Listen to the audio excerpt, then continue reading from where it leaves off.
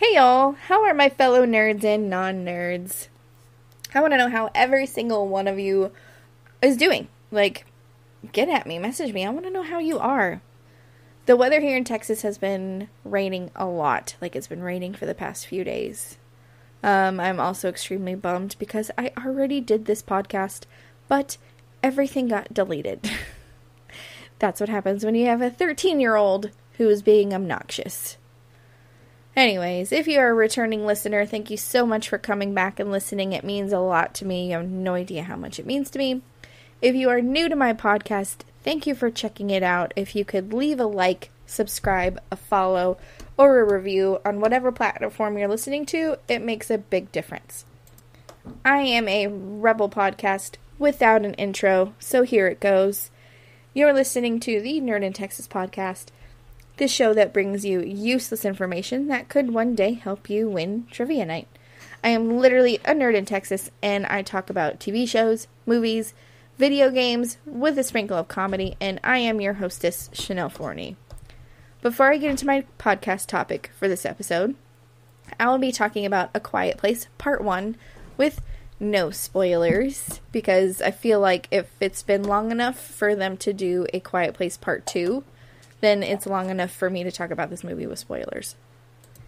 Before I get into my podcast topic for this episode, I have a few shout-outs.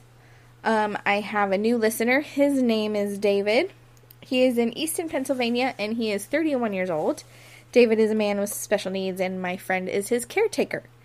But I am willing to bet it is David that takes care of my friend. So, David, if you are listening to this episode, one, thank you so much for listening, and thank you so much for being a new listener. You make sure my friend stays out of trouble.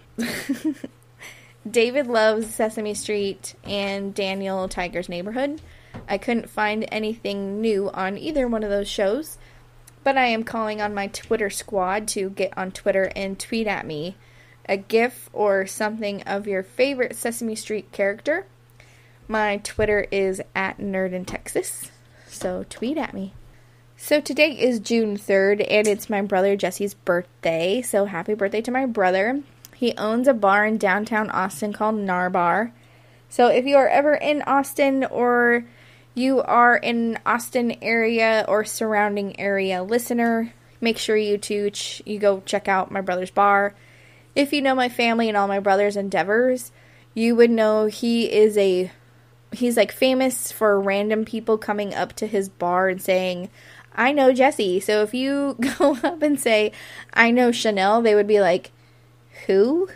And he also has no idea I do this podcast. So there's that. Yes. Yeah, I'm not sure if his bar has Twitter, but I know his bar has Instagram. Yeah, but I mean his bar, not him. His bar? Yeah. So check out Narbar on Instagram. It's co-owned by TJ Lavin and Corey Nastasio. Those guys do some pretty crazy stuff. So it's kind of fun to watch on Instagram. So now for my topic, A Quiet Place Part 1 with spoilers. If you haven't seen Part 1 yet, this is your time to back out. Go watch it. And then come back and listen.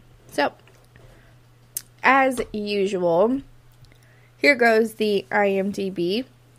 And this is the only description on IMDb. It is very short. It's, two parents do what it takes to keep their children safe in a world full of creatures hunting every sound they can hear. Not a sound can be heard from the family hiding in silence. But all it takes is one noise and everything can go wrong. On IMDb, it says that is written by H. Hada. I am sorry, J. Hada, but what you wrote kind of sucks. It is 2 sentences.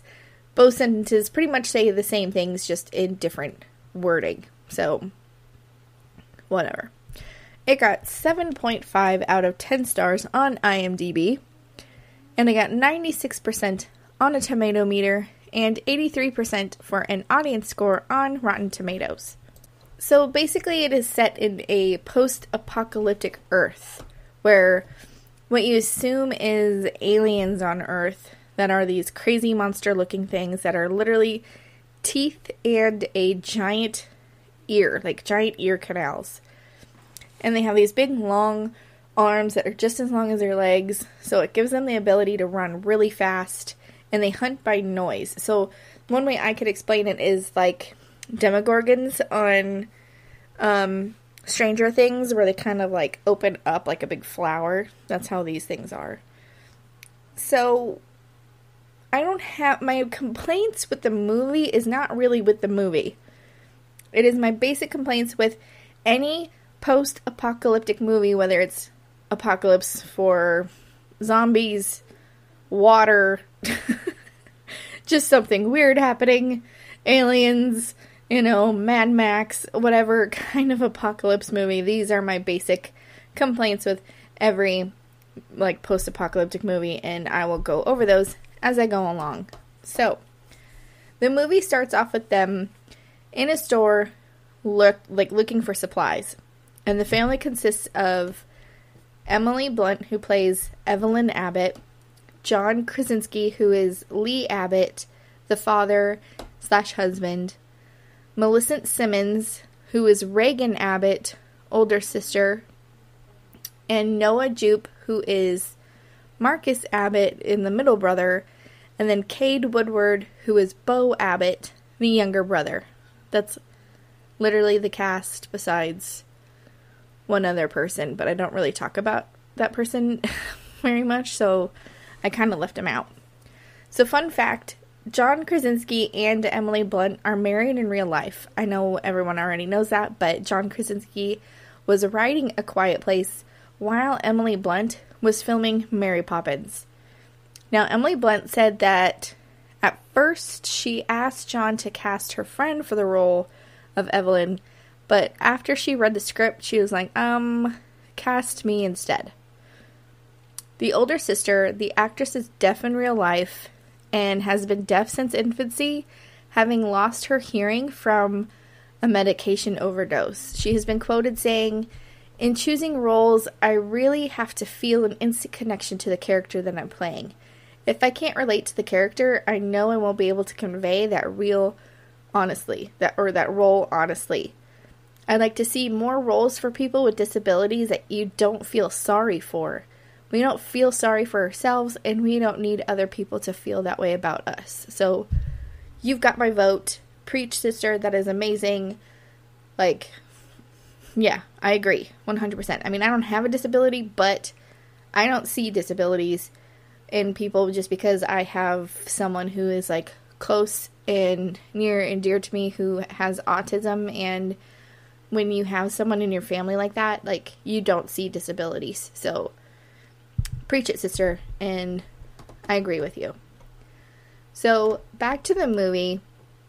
The movie starts in a store. They are all looking for supplies. Something is wrong with the middle brother, and the mother gives him a pill from a medicine bottle from the pharmacy, and the mom tells her sister, like, he'll be okay. And so the boy is sick. You don't know what's wrong with him, and because, like, this is he's sick, she gives him a pill, and then they don't talk about it for the rest of the film. So obviously it isn't anything that's like asthma or anything like that, like at first that I thought it was. He's just sick.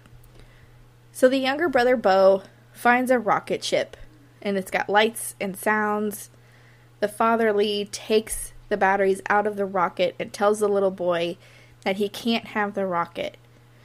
He places both items on the counter that is in reach of the little boy, by the way. The deaf sister, Reagan, gives the little boy the rocket without the parents knowing, but without the batteries. But when Reagan walks away, the little boy sneaks the batteries. And we kind of all know what is coming after that.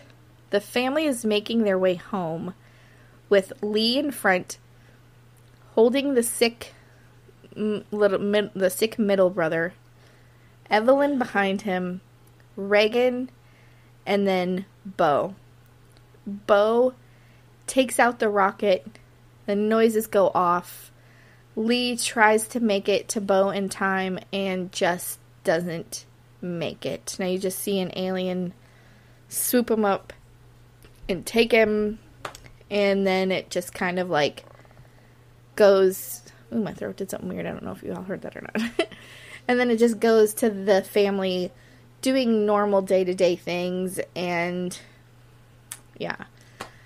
You assume that he died, that he's dead, that a monster killed him. So here's the deal, and my 13-year-old Bailey watched it with me, and she said the same thing. But Bailey is also overcautious, and she actually got an award in school for doing this to a class of kids. It was like a class of kindergartners. And they're on the playground when someone weird showed up at the school playground. So when the older kids were going in, she noticed this weird person in the kindergarten playground, because they had different playgrounds. So she had all the kids go back to the school and back to whatever, but she made sure she was in the back of the group of the kids. So when the teacher was like, hey, Bailey, you're supposed to be with your class. What are you doing here? Bailey said, there's this weird dude over there, and I didn't like it. And I got a weird, funky feeling. So they asked her, like, okay, well, what made you, bring them over here? What made you put, like, yourself in the back of the group? And Bailey was like, well, if anyone was going to get kidnapped, it was going to be me. This was her in, like, 5th or 6th grade. Trust me. I don't know. She's mature for her age, and I always kind of wanted her to be a kid. Like, whatever. I just didn't want her to have to worry about things like that. And that makes sense. Anyways, I'm totally getting off a track. But the point is why wasn't the kid in the middle of the line? Why wasn't there a parent on each end of the line when the family was walking home? And I know later on in the movie, the mom says, like, I should have held him. Like, yes, everything that I was holding was heavy, but I still could have held him. And she obviously felt regret towards that. But, she didn't have to hold him. The kid could have just been in front of her while they were walking. I don't know. But anyways. It then shows the family that you assume is a year later with life somewhat back to normal after losing the little boy to the aliens. But Evelyn, the mother, is pregnant. Like, she's about to pop any minute pregnant. Now, if you're trying to stay quiet in a world where aliens kill you, like hunt you for making a noise, a newborn baby is not the way to go. But this is a movie, and if she wasn't pregnant, then there wouldn't be any conflict, and it would be a short and boring movie. But common sense, in a real world, I would not be trying to get pregnant. Well, I mean, actually, it kind of makes sense a little bit. What made sense for them to get pregnant? Yeah, to maybe, spread the population by one child. Yes, you could say maybe hi. That was their intention. I don't know. What's up? I'm back from the store. I don't know. Maybe that was their intention. Maybe have the most kids. I don't know, but What are you talking about? a scary movie that you... Oh, scary. Never mind. Hey nerds, you know I love helping you out. So I'm giving you a little tidbit on if you are wanting to start a podcast, I highly suggest you start it with Anchor. It's the easiest way to make a podcast, and let me explain. 1, it's free. There are creation tools that allow you to record and edit your podcast right from your phone or your computer. Anchor will distribute your podcast for you so it can be heard on Spotify, Apple Podcasts, and many more. You can make money from your podcast with no minimum listenership. It's everything you need to make a podcast in one place. Download the free Anchor app or go to anchor.fm to get started. Now, I'm going to fast forward through a lot of it because a lot of it is how they adjusted and how they live their life in a quiet world. One thing that the father Lee is adamant about is making what most people mistake for a hearing aid, but is actually a cochlear implant. And they traditionally don't make any sound. They send electrical impulses to the implant inside the cochlea that stimulates the nerves and is perceived as sound. that is like my medical assistant / nursing school that my major changed to a psychology information for you. But I will get more into about processors in a minute. Now, Lee and Reagan get into an argument because he's trying to fix her processors, and she's convinced that it's not going to work. But she puts it on anyways, and she just keeps it on for some reason. Now, Lee and the middle boy leave to go on a fishing trip, and they go to get fish. Noah is scared to, like, the little boy is scared to go. I accidentally called him by his, like, actor name. Marcus. The character's name is Marcus. So Marcus is actually scared to go, and Reagan tries to talk her dad into, like, letting her go instead, but he says no. They get in a fight. She runs off and goes to hang out at the little brother's grave. Now, while Lee and Marcus are gone, Evelyn goes down to the basement to bring up a bag of laundry. The bag gets stuck on a nail in the step, and she just pulls the nail until it's sticking straight up. No. I saw it coming, but I was in denial. my 13-year-old was like, no. So while she's upstairs, her water breaks and she goes into labor, and no one is home. Now, they have this system where they have, like, lights, white lights, everything is good. She switches on red lights, it means danger. Like, danger. Or I'm in labor, whichever way you want to take it. But by the time Leah and Noah get back, by the time Lee and Marcus get back, they see the light and they start running. So here's my deal. In another scene, Evelyn has an iPod and is listening to music. Lee also has security cameras with security footage everywhere. Where are they getting the electricity? Because we know for dang well there ain't a generator. Yeah, it's not a generator because generators are loud AF. Yeah, like, you can't even hear, like, if there were two people talking next to a generator, you wouldn't be able to hear them. Yeah. So by the another thing that bothers me, Lee's trying to study the alien creatures. He has a dry erase board, and one side says estimated 3 in the area, and then weaknesses in all caps with question marks. So they don't know their weaknesses. There are newspaper clippings about these monsters all over the wall. If these things come down and aliens are killing anything that made a noise, who wrote the newspapers?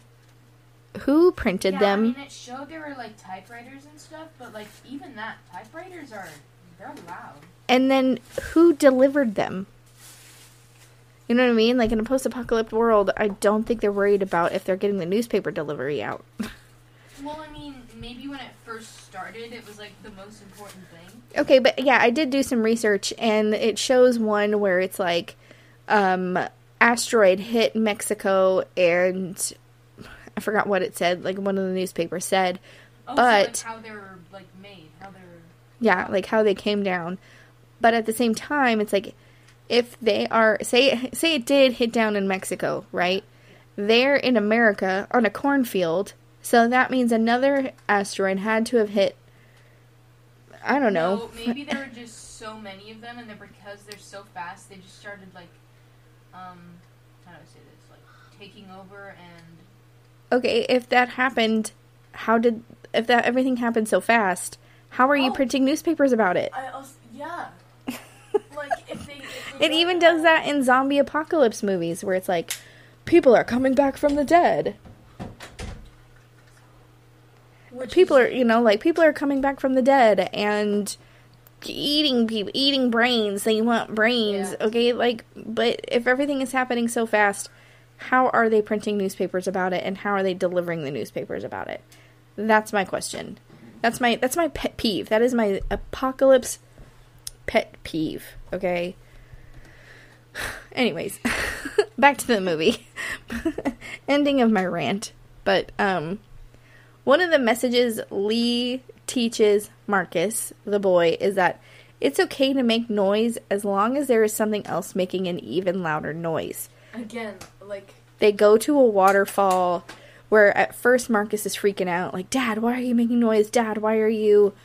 What, you know... What are you doing? Get away. Like, yeah, stop. Away from but... me if you're trying to get me killed. So, Lee explains to him, like, hey, if, you know, the river is loud, if this waterfall is loud, they can't hear us. Like, as long as there's something that's louder... You know, so Lee takes Marcus behind a waterfall and they actually have a talk and they talk about things and they talk about the sister and how the sister blames herself for her little brother dying and worries about how the parents don't love her and how they blame her too. And he explains it's nobody's fault and he'll always love his sister. And the little boy was like, well, maybe you should tell her that. But well, yeah, like, wow, no crap, Sherlock. Like, yeah. Okay, which is actually kind of like another thing, because, like, why wouldn't you live by a river? Yeah, like, build a cabin by the river, so that, or like, the waterfall. If you need to do something loud, like birth, like, you would go to the river behind the waterfall, so they wouldn't hear. Anyways, so she's giving birth, and they have this plan for the sister to run off quietly. But the sister is gone. So Marcus, the brother, has to run off and set off the fireworks. But here's the deal. How are they going to run and get that far away and in time? Like, by the time he got to where he needed to go, she probably could have already had the baby. Yeah, probably. Again, and the aliens would investigate the fireworks, especially if it's only, like, a few fireworks. But they, like, wouldn't, like, they would investigate it, but not long enough for her to deliver a baby. And how do you know that, like, she's just gonna have the baby in, like, 2 minutes? Women can be in labor for, like, 24 hours, 12 hours, like, another, you know, for a long time. So when the baby is born, again, miraculously, in a short period of time, the baby is born and they put it in a box with a little oxygen mask on. So Lee goes to look for the kids, not realizing that something caused something to flood the house, and water was now overflowing into this soundproof basement that they put Evelyn and the baby in. Evelyn wakes up and there's water everywhere, and the box is open and it's just kind of like floating away from her, and an alien is in the corner of the room. She manages to divert it and get the baby. Another thing I thought of is when the box is floating away in the room, the oxygen tank and the oxygen mask is not on the baby anymore. So obviously it's not going to be muffling the sounds of the baby screaming. Did you notice that? Yeah. Oh, I didn't notice that. I think you're smart. I didn't notice that at all. Heck yeah, I'm smart. I was just like, oh, okay. Yes. So when the fireworks are going off, Reagan wakes up to the fireworks going off and goes to find out what's going on, and finds her little brother hiding under a tractor because he was hiding from one of the monsters. They go to a silo where the dad would always go to set off a signal, but of course this time they couldn't set off the signal. They didn't have enough lighter fluid to, like, make a big enough fire to make the... Which again, hecka sus. Like, how many times have they used fire fluid in this situation? The dad figures out that they're at the silo, and he goes to head that way to check, like, to be like, okay, maybe they're there, maybe they're not. At first I was like, where did they get the fireworks? And I did some digging and found that one of the newspaper clippings showed that it happened a few days before the 4th of July. So that is possibly... Which is another thing. Literally every apocalypse movies always starts in July. No, every alien movie is around the 4th of July. Like Independence Day, 4th of July. Let's just destroy Independence with zombies. So that's possibly how they had the fireworks. Again, wouldn't you come up with a meeting place in case things went south? AKA The river. Bailey is so adamant about this river. So the little boy falls into the silo with a bunch of corn. And that stuff is like quicksand. You struggle and you sink. And that's exactly what happens to the kids. They manage to get out of it. But one of the monsters finds them. And because of the noise they make,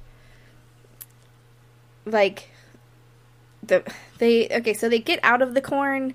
But then the monster comes in because of the noise, and then they like sink back into the corn, and the receiver on Reagan's ear starts to make a high-pitched noise, and it makes the monster freak out, and he busts through the side of the silo. So they realize these things are capable of cutting through metal. Now this time distracted the monsters long enough for Evelyn to hide and to hide the baby. But now they're focusing on the other kids. Lee the dad gets to the kids as they're hiding in a truck. And he gets struck by one of the monsters and is pretty much bleeding out. Like they kind of, I don't know, maybe he's bleeding out, I'm not sure. But he gets enough strength to get out, and because of what the daughter did, giving into the rocket, and what the son said, he, in sign language, says, "I love you. I will always love you." And then he makes a noise to distract the monsters, and then the monsters kill him. Why? Why did he have to die? Yeah, because he was the one, he was the glue to everything. And I thought that the daughter realized that, okay, maybe my earpiece is what made this thing freak out, and all she had to do was make her earpiece freak out again, and they would have taken off. But no, the dad had to die, and the kids make it back to the mom. The mom and the daughter discover that that's what her earpiece is doing, sus, and conveniently after the dad dies. They figure it out, and the monsters, the sister puts it up against to a speaker and makes it even louder, and the monster's face opens up like a demigorgon, and the mom shoots the thing in the face with a shotgun. So it's like, why did they figure it out after the dad died?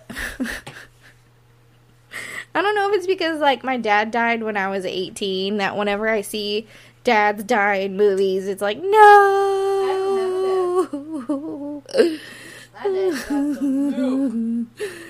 But it shows two of the other monsters, because the dad predicted 3 were in the area. One, the face is shot off with a shotgun and bleeding out on the floor. It shows 2 of them running to their house. The mom gives the daughter a look as she loads up the shotgun, and boom, it ends. Okay, in all, it was a great movie. I know it sounded like this whole podcast I, complained about the movie, but I complained about apocalypse movie in general. Situations. Yes, in general. I loved this movie. The silence in the movie made you feel the movie. Okay, but maybe not. Okay, that was one thing I hated about it. It was too quiet. Yes, but at the same time, the quietness was kind of like an experiment to see if you were to, like I said, it made you feel the movie. It made you feel being on the edge of your seat, and you're like... It also showed that when it has music, like the one time that it did have music, how that makes a good movie and can make you feel the movie. It wasn't so much as a horror, but it was definitely made you, on the edge of your seat, and you were like, what's going to happen? Don't go in there! Type of movie. And like I said, all my complaints are basic apocalyptic movie complaints. And that is my podcast about A Quiet Place. It was sick, and we'll have to do one about the second part. And it's, out enough. Seeing it in a movie theater... you'd obviously have to worry about one, if you take candy, opening the candy bag. At least, oh my gosh, imagine if you were, messed up or something, or your kid was like, I have to pee. I don't think you would take... You're a little kid be like, I have to pee. I don't think a little kid wouldn't be in there. Yeah. Just imagine. If you were to open a candy bag, it would be really loud. At least in, movies that you watch that have, like, loud action scenes and all kinds of crazy stuff, you have the chance to open something without anybody hearing it. But in this movie, nope. You really gotta be quiet. You can't sneak that candy in there, man. You have to buy candy from the movie theater, or they will know. They will know. And of course, my kids are like, what if you have to fart? That was the first thing I said. There is no hiding a fart in the movie theater with this movie. I mean, usually you can in, like, big movie theaters that are like, boom, boom, boom. Jurassic Park, when a dinosaur is like, rah! That's your chance to... If I time it just right. Exactly. Alright, so that is my podcast for the day. Thank you for joining me and Bailey on this episode of the Nerd in Texas podcast. You're amazing. Oh, wait, did we talk about the part where, like, the little kid was walking in the back? Yes, we already talked about that. And I already explained your heroic situation at this school. So, oh my gosh, that award was like, I didn't even know I did something good. like, oh, my anxiety pays off. That's exactly what it was. My mom talking about murder documentaries pays off. Okay, she was in 5th grade. 4th grade, I didn't talk to her about. That's a joke. That wasn't... Because Disclaimer! Because she gets mad at me that I won't let her take the shopping cart back to the thing like, it's literally by right herself. Next to us. She like, won't let she'll me. be like, I want to go take it. And I'm like, no, I will take it. So and she's she like, makes me like, get in the car, she's walk like, on the doors. Mom, like, dude, why don't you trust me? And it's like, it's not that I don't trust you. It's that that's how they kidnap kids. Is when they're taking the shopping cart back by themselves. It doesn't matter. Yes. People try to kidnap kids with the kid, like, holding their mom's hand. Like, That's just upsetting. That's the kidnapper's fault that they think they're gonna get away with that. but still, I don't know. That's not 13, happening. Nut shots. Anyways, thank you for listening to this episode. Make sure to visit my website, make sure you visit my website, nerdintexas.com, or you can subscribe to the show. Find me on all my platforms such as iTunes, Spotify, or Google Podcasts, so you'll never miss a show. While you're at it, if you found value in this show, I'd appreciate a rating on iTunes, or if you'd simply tell a friend about the show, that would be a big help. I'm also on Podchaser. You can leave me a review on Podchaser. Also, I totally forgot about the whole anime podcast. Oh, yeah. I can do it if y'all want me to. Like, I can. But I don't know if it's still an option. I've been trying to talk Bailey into doing an anime podcast where we talk about her, like... I know my stuff, but I don't want to, like... She's being a 13-year-old. Anyways, if you enjoyed my podcast and would like to help support my podcast, you can go to my Ko-fi page and leave me a tip in my virtual tip jar. Yes, get us some coffee. Any tip you leave, it doesn't matter if it's $1, you'll get exclusive content and an invite to my Discord server. Which is pretty sick. I'm in there too. Yeah, Bailey's in there too, so you can talk to her too. I'm also working on revamping my website because I'm kind of not happy with it, but I'll be working on it. Also with my Ko-fi page, I have commissions where you can purchase, like, you choose what I talk about on my podcast. You can purchase shout outs. You can do all of that stuff. Until then, peace out, nerds.